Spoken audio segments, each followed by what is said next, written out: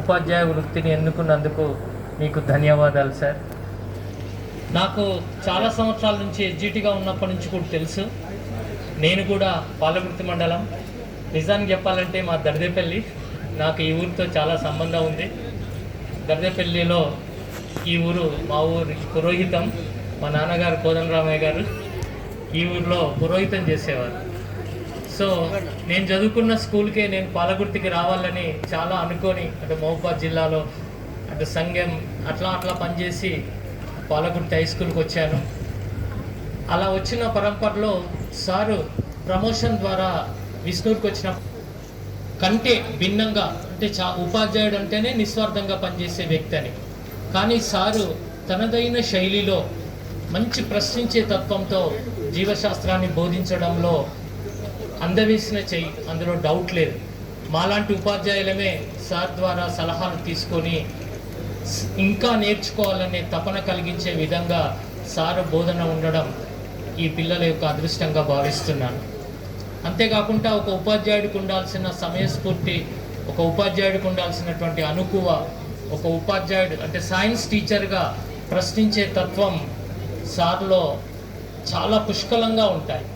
నిజానికి sir retirement అవుతుందంటే ఒక మంచి టీచర్ని, అదే తప్పదు అకార్డింగ్ టు గవర్నమెంట్ రూల్స్, కానీ ఒక మంచి టీచర్ని సొసైటీ ప్రశ్నించే తత్వం, ఒక నిస్వార్థం, ఒక మృదు స్వభావం, ఇవన్నీ మిక్స్ చేస్తే వెంకటాచారి గారు అవుతారు. ఎంత నిశ్శబ్దంగా ఉంటాడో ప్రశ్నిస్తే అంత అగ్నికరంగా ఉంటాడు. అంటే ఈ రెండు పార్శ్వాలు కూడా ఒకరిలో ఉండడం చాలా అరుదు.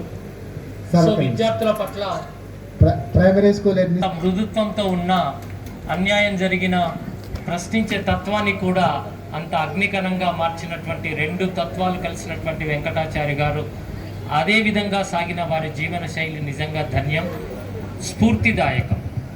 ఎందుకంటే ఒక టీచర్ కొన్ని వందల మంది విద్యార్థులను ఇన్స్పైర్ చేస్తుంటాడు. ఒక టీచర్ ఒక సమాజాన్నే మార్చే శక్తిని కలిగి ఉంటాడు. అంతటి స్ఫూర్తిని ఈ సమాజానికి అందించి ఈరోజు ఒక మంచి చారిత్రక నేపథ్యం ఉన్నటువంటి విష్ణూరు గ్రామంలో రిటైర్ కావడం అనేది నిజంగా ఒక ప్రశస్తమైనటువంటిది.